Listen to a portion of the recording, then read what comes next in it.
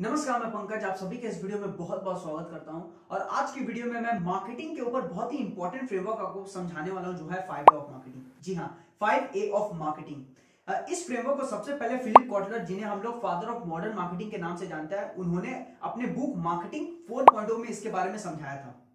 ये जो 5A of marketing है ना, जनरली 5A से बना है: अवेयर, अपील, आस्क, एक्ट और एडवोकेट। ये जो 5A है ना, इसे आप ऐसे समझो कि आपके बिजनेस में जितना भी मार्केटिंग होता है, आप जितना भी अपने बिजनेस में मार्केटिंग करते हो ना, वो इन्हीं 5A के अंदर होता है। इसके बाहर और कोई भी मार्केटिंग नहीं होता है। इसीलिए अगर आप एक बार ये 5A ऑफ मार्केटिंग को समझ गए ना, तब आपको ना बहुत ज्यादा क्लैरिटी हो जाएगी कि आपको किस हिसाब से मार्केटिंग करनी है, आपकी मार्केटिंग स्ट्रेटजी कैसी होगी, आप एकदम फोकस्ड मार्केटिंग कर पाओगे। इसीलिए 5A ऑफ मार्केटिंग को समझना बहुत ज्यादा जरूरी है। इवन 5A ऑफ मार्केटिंग के साथ मैं आपको इसका एक फ्रेमवर्क भी शेयर करूंगा। और ये जो फ्रेमवर्क है ना, ये जनरली ये मार्केटिंग के प्रोडक्टिविटी रेशियोज है। यानी जो आप मार्केटिंग कर रहे हो, यानी आप जो भी आप मार्केटिंग कैंपेन रन कर रहे हो, उनमें से आप किन किन स्टेजेस में वीक पड़ रहे हो और उसको आपको किस हिसाब से इंप्रूव करना है, उसकी कैसी स्ट्रेटजी होगी, वो आपको इस फ्रेमवर्क में अच्छी तरीके से समझ में आ जाएगा। इसीलिए ये वीडियो आपके लिए बहुत ही ज्यादा इंपॉर्टेंट होगा, क्योंकि इस वीडियो में मैं आपको बहुत ही ज्यादा कंटेंट कवर करूंगा।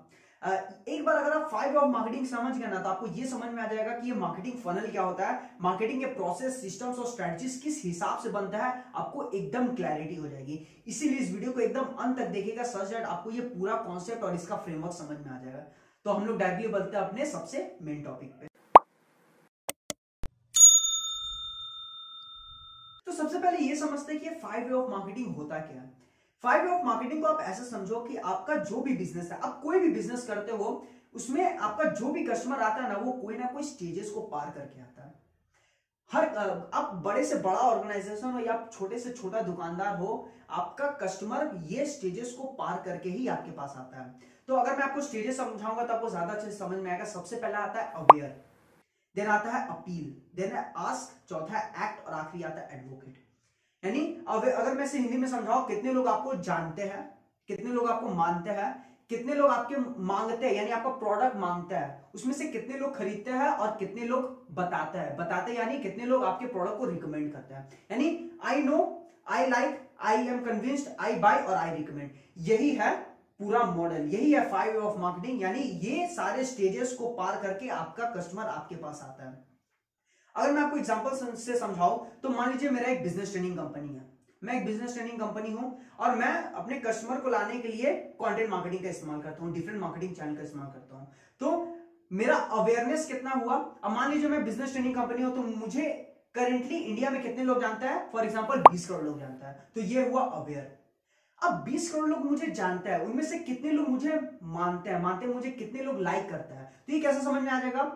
मान लीजिए अगर मैं बिजनेस ट्रेनिंग कंपनी हूं, तो मेरा सोशल मीडिया पे अकाउंट होगा, मेरा यूट्यूब चैनल होगा, उसमें मेरा कितना फॉलोअर्स है, कितने सब्सक्राइबर है, उससे आपको ये समझ में आ जाएगा कितने लोग आपके ब्रांड को लाइक करते हैं।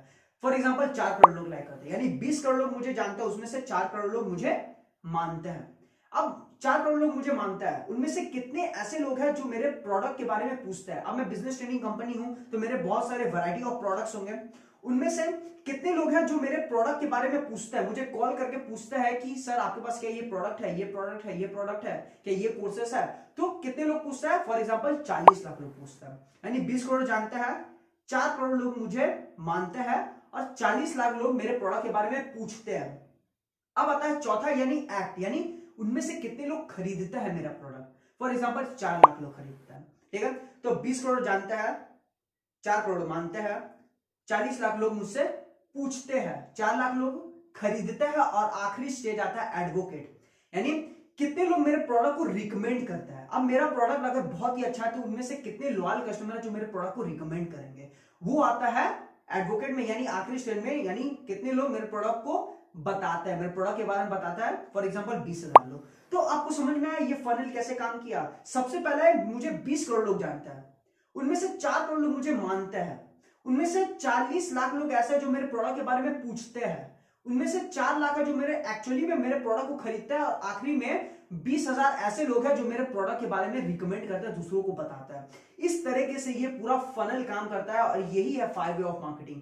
तो 5A ऑफ मार्केटिंग को समझने से आपको कुछ नहीं होगा, आपको इसे एक फ्रेमवर्क के अंदर डालना पड़ेगा। इसी के ऊपर ये पूरा वीडियो डेडिकेटेड है, इसीलिए मैं इस पर्टिकुलर सेगमेंट में आपको 4 इंपॉर्टेंट मार्केटिंग के प्रोडक्टिविटी रेशियोज के बारे में बताऊंगा।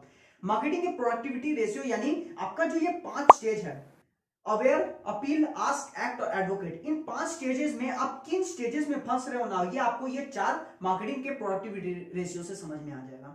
तो जो सबसे पहला प्रोडक्टिविटी रेशियो है वो है अपीलिंग रेशियो। अपीलिंग रेशियो यानी कितने लोग आपको जानते हैं, उनसे कितने लोग आपको मानते हैं, इसका आप एक परसेंटेज निकाल लो। मुझे 20 करोड़ लोग जानते हैं, 4 करोड़ लोग मुझे मानते हैं, यानी मेरा अपीलिंग रेशियो कितना हुआ, 4 crore divided by 20 crore into 100 यानी 20%। अब आप अपने बिजनेस में अपीलिंग रेशियो निकालो और चेक करो क्या ये जो अपीलिंग रेशियो आपका निकला है, क्या वो आपके स्टैंडर्ड को सूट कर रहा है, क्या वो अपीलिंग रेशियो सच में इतना अच्छा है कि आपको सेटिस्फैक्शन मिले।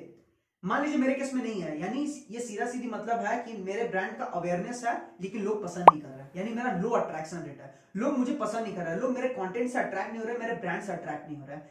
इसका साफ साफ मतलब है कि आपका ब्रांड कैंपेन कमजोर है। आप जो मार्केटिंग कैंपेन कर रहे हो अपने ब्रांड अवेयरनेस फैलाने के लिए, वो आपका कमजोर पड़ रहा है।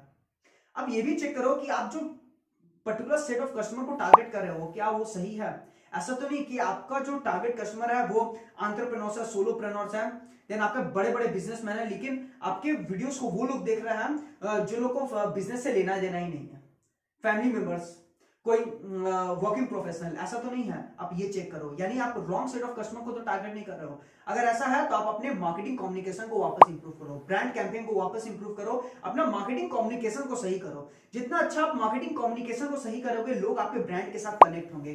कनेक्शन बनने से ट्रस्ट पैदा होगा, एक बार होगा ना आपके कस्टमर के मन के अंदर, तो वो आपके ब्रांड को पसंद करना स्टार्ट करेगा। तो ये था हमारा अपीलिंग रेशियो। दूसरा है आस्क रेशियो। आस्क रेशियो यानी कितने लोग आपको मानते हैं, उनमें से कितने लोग हैं जो आपके प्रोडक्ट को मांगते हैं, यानी आपके प्रोडक्ट के बारे में पूछते हैं। मेरे केस में मुझे कितने लोग मानते थे, 4 करोड़ लोग, उनमें से कितने लोग मेरे प्रोडक्ट के बारे में पूछते हैं, वो है 40 लाख, यानी मेरा आस्क रेशियो कितना आ जाएगा, 10% का। अब आप अपने बिजनेस में आस्क रेशियो निकालो और चेक करो कि आपका जो आस्क रेशियो निकला कि वो आपके स्टैंडर्ड के हिसाब से सही है। मान लीजिए मेरे केस में नहीं है, यानी ये साफ दर्शाता है कि लोग मेरे प्रोडक्ट के बारे में क्यूरियस नहीं है, लोगों के अंदर एक्साइटमेंट ही नहीं है कि लोग मेरे प्रोडक्ट के बारे में पूछे एक बार भी। इसका मतलब आपको क्या करना पड़ेगा, आपको कंटेंट मार्केटिंग करनी पड़ेगी, आपको कम्युनिटी मार्केटिंग करनी पड़ेगी, यानी आपको अपने टारगेट ऑडियंस के हिसाब से आपको कंटेंट मार्केटिंग करनी पड़ेगी। सच है, लोग आपके प्रोडक्ट के बारे में क्यूरियस हो, उनके अंदर एक चूल मचे कि उनको ऐसा लगे कि चलो एक बार पूछ लेते हैं इनके प्रोडक्ट में ऐसा है क्या। आपको बार बार रीटारगेटिंग करनी पड़ेगी, रीटारगेटिंग एड्स रन कीजिए, अपने कंटेंट मार्केटिंग पे ज्यादा फोकस कीजिए। सच है, लोग आपके प्रोडक्ट को देख के क्यूरियस हो, उनको एक्साइटमेंट हो कि चलो एक बार पूछ ही लेते हैं। फिर भी अगर नहीं मान रहा है तो आप उन्हें कोई फ्री सर्विस दे दो, उन्हें कोई फ्री ट्रायल दे दो, कोई ऐसा स्पेशल स्कीम दे दो। सच है, लोग आपके प्रोडक्ट को कम से कम एक बार यूज करके देखे। हो सकता है कोई ऐसा कस्टमर हो जिसको प्राइस को लेकर दिक्कत आ रही हो, तो आप उन्हें कोई डिस्काउंट दे दो। सच है, लोग आपके प्रोडक्ट कम से कम पूछने तो आए। इसीलिए आप कोई उन्हें फ्री सर्विस दो, कोई फ्री ट्रायल दे दो या कोई स्पेशल स्कीम दे दो। सच है, लोग आपके प्रोडक्ट को एक बार यूज करें। एक बार अगर प्रोडक्ट यूज करेंगे ना, तब उनको ज्यादा एक्साइटमेंट होगी, क्योंकि प्रोडक्ट यूज करने के बाद वो आपसे पूछने आएंगे कि इसमें ऐसा और क्या है। आप उन्हें कोई कोर्स फ्री में दे दो, ऐसा हो सकता है कि आप उन्हें कोर्स फ्री में दे दो। सच है, आप उनसे कम से कम एक फीडबैक तो ले सकते हो कि उनको कोर्स पसंद आया कि नहीं, उनके अंदर कोई एक्साइटमेंट लेवल जनरेट हो कि नहीं। तो आस्क रेशियो से आपको ये समझ में आ जाएगा। जो हमारा तीसरा मार्केटिंग प्रोडक्टिविटी रेशियो है वो है एक्ट रेशियो। एक्ट रेशियो यानी कितने लोग मेरे प्रोडक्ट को मांगते हैं, उनमें से कितने लोग हैं जो मेरे प्रोडक्ट को खरीदते हैं। मेरे केस में मुझे 40 लाख लोग मेरे प्रोडक्ट को मांगते हैं, लेकिन 4 ही लाख ऐसे लोग हैं जो मेरे प्रोडक्ट को खरीदता है, यानी मेरा कन्वर्जन रेट कितना है, 10% का। वापस चेक कीजिए, देखिए कि ये कन्वर्जन रेट आपके स्टैंडर्ड के हिसाब से सूट कर रहा है कि नहीं। मेरे केस में मान लीजिए सूट नहीं कर रहा। इसका मतलब ये साफ दर्शाता है कि आपकी सेल्स टीम कमजोर है। लोग आपके प्रोडक्ट के बारे में अवेयर है, लोग आपको जानते हैं, मानते हैं, मांगते भी है, लेकिन खरीदते नहीं है। नहीं खरीदने का कारण है कि सेल्स टीम आपको क्लोज नहीं करके दे पा रहा है। सेल्स टीम ना क्लोज ही नहीं कर पा रहा है, सच है, लोग आपके प्रोडक्ट को खरीदे। आपका सेल्स टीम कमजोर है। आपका जो कस्टमर रिलेशनशिप मैनेजमेंट है, यानी आपका जो कस्टमर रिलेशनशिप मैनेज करने का जो टीम है वो कमजोर है। प्री सेल सर्विस जो आपका है वो कमजोर है, इसीलिए आपका सेल कन्वर्ट नहीं हो रहा। अब ये भी चेक करो कि आपका वीक डिस्ट्रीब्यूशन नेटवर्क तो नहीं है। ऐसा नहीं कि आपका प्रोडक्ट को लोग जानते हैं, मानते हैं, मांगते भी है, लेकिन आपका प्रोडक्ट वहां पे अवेलेबल ही नहीं है, जिसके कारण से लोग आपके प्रोडक्ट को खरीद नहीं पाते हैं। ये आप चेक करो।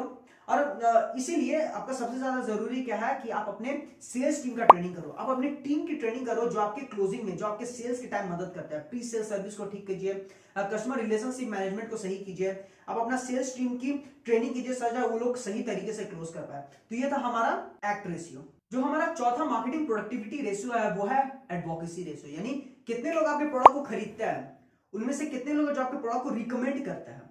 मेरे केस में 20,000 लोग हैं जो मेरे प्रोडक्ट को रिकमेंड करता है अपॉन कितने में से, 4 लाख में से, यानी मेरा एडवोकेसी रेशियो कितना आ जाएगा, 5% का। चेक कीजिए वापस, देखिए क्या ये रेशियो, एडवोकेसी रेशियो आपके स्टैंडर्ड को सूट करता है। अगर आपका एडवोकेसी रेशियो कम है ना, इसका मतलब साफ है कि आपका प्रोडक्ट में कोई ना कोई कमी है, आपका प्रोडक्ट ही कमजोर है, जिसके कारण से लोग आपके प्रोडक्ट तो खरीद ले रहा है लेकिन वो आगे जाके रिकमेंड नहीं कर रहा है। यानी लोग जान भी रहा है, मान भी रहा है, मांग भी रहा है, खरीद भी रहा है, लेकिन आगे जाके रिकमेंड नहीं कर रहा है। ये इसका मतलब आपके प्रोडक्ट में कोई ना कोई कमी है, उसे रेक्टिफाई कीजिए। ये देखिए कि आपका जो आफ्टर सेल सर्विस है, जो आप कस्टमर सर्विस लोगों को दे रहे हो, क्या वो ऑप्टिमम है। ऐसा भी होता है कि आपने अच्छा कस्टमर सर्विस नहीं दिया जिसके कारण से आप लॉयल कस्टमर नहीं जनरेट कर पाए और वो आगे जाके आपको रिकमेंड नहीं करेंगे। ये भी एक बहुत बड़ा कारण बन सकता है। या फिर आपने अच्छा प्रोडक्ट दे दिया, आपने अच्छा कस्टमर सर्विस भी दे दिया, लेकिन फिर भी अगर आपका एडवोकेसी रेशियो कम आ रहा है ना, इसका मतलब साफ है कि आपने कोई लॉयल्टी स्कीम नहीं रखी अपने बिजनेस में, यानी आपने कोई रेफरल प्रोग्राम नहीं रखा जिसके कारण से लोगों के अंदर मोटिवेशन है कि वो आगे जाके आपको प्रोडक्ट को रिकमेंड करें। आपको रेफरल प्रोग्राम रखना है, क्योंकि कोई कुछ ऐसे कस्टमर होता है जो आपके प्रोडक्ट को अगर आप उन्हें कमीशन दो या ना दो वो फिर भी आपके प्रोडक्ट को रिकमेंड करेंगे। लेकिन बहुत लोग ऐसा है जो आपके प्रोडक्ट को तभी रिकमेंड करते हैं जब आप उन्हें कोई स्कीम दो, आप उन्हें कोई रेफरल प्रोग्राम से उन्हें कोई कमीशन दो, सर वो आपके प्रोडक्ट को रिकमेंड करे। इसके लिए आपको रेफरल प्रोग्राम का इस्तेमाल करना है। तो इस तरीके से आप अपना एडवोकेसी रेशियो बढ़ा सकते हो। एडवोकेसी रेशियो में जो सबसे इंपॉर्टेंट है कि आप अपना एडवोकेट जो आपके प्रोडक्ट को रिकमेंड करेंगे वो कितने लोग हैं, ये पता लगाने के लिए आप नेट प्रोमोटर स्कोर का इस्तेमाल कर सकते हो। ये नेट प्रोमोटर स्कोर के ऊपर मैंने डिटेल में वीडियो बना दिया है जहां पे मैंने आपको बताया है कि एक सर्वे के थ्रू आप कैसे पता लगा सकते हो कि आपके कस्टमर में से ऐसे कितने लोग हैं जो आपके प्रोडक्ट को रिकमेंड करेंगे। वो आपको कैसे समझ में आएगा, वहां पे मैंने आपको पूरा डिटेल में फ्रेमवर्क दिया है, तो आप उस वीडियो को जरूर देखिएगा, डिस्क्रिप्शन में आपको लिंक मिल जाएगा। तो इस तरीके से आप एडवोकेसी रेशियो निकाल सकते हैं। तो ये था हमारा 4 इंपॉर्टेंट मार्केटिंग प्रोडक्टिविटी रेशियो। एक बार पे 4 प्रोडक्टिविटी रेशियो को समझ जाओगे ना तो आपको ये समझ में आ जाएगा कि किन स्टेजेस में आप वीक पढ़ रहे हो, उस स्टेज में आपको इस हिसाब से मार्केटिंग करनी पड़ेगी, इस हिसाब से स्ट्रेटजी बिल्ड करनी पड़ेगी। एक बार अगर आप ये वाला फ्रेमवर्क समझ गए ना तब आप गेम चेंज कर दोगे। ये गेम चेंजर फ्रेमवर्क ही है। तो ये था हमारा पूरा मार्केटिंग प्रोडक्टिविटी रेशियो। इसी के साथ हमारे वीडियो खत्म होता है। आशा करता हूं जो मैंने आपको इस वीडियो में 5 वे ऑफ मार्केटिंग के बारे में बताया था, अवेयर, अपील, आस्क, एक्ट और एडवोकेट, आपको अच्छी तरीके से समझ में आएगा। ये जो 5 स्टेज है ना, ये 5 स्टेज में आपको ये समझ में आएगा कि आपको आपके कस्टमर आपके किन स्टेजेस में है और वहां पे आपको किस हिसाब से मार्केटिंग करनी है। मार्केटिंग प्रोडक्टिविटी रेशियोज मैंने आपको समझाया 4, वो 4 मार्केटिंग प्रोडक्टिविटी रेशियो आपको इजीली समझ में आ जाएगा कि आपके बिजनेस में आपका जो मार्केटिंग का जो स्टेज है, आपका जो कस्टमर का स्टेज है, उस स्टेज में आपका पूरा कैंपेन कहां कमजोर पड़ रहा है और वहां पे किस हिसाब से मार्केटिंग करनी है, क्या स्ट्रेटजीज होनी चाहिए, बिजनेस स्ट्रेटजीज होनी चाहिए, वो मैंने आपको अच्छी तरीके से समझा दिया। वीडियो इंफॉर्मेटिव लगा तो इसे जरूर शेयर कीजिएगा। मुझे फेसबुक और इंस्टाग्राम में फॉलो कर दीजिएगा, वहां पे मैं डिटेल में बहुत सारे वीडियोस डाल रहा हूँ, कंटेंट डाल रहा हूँ। इस चैनल को जरूर सब्सक्राइब कीजिएगा। सच में मैं इस तरीके के पावरफुल वीडियोस और फ्रेमवर्क लाता रहूं।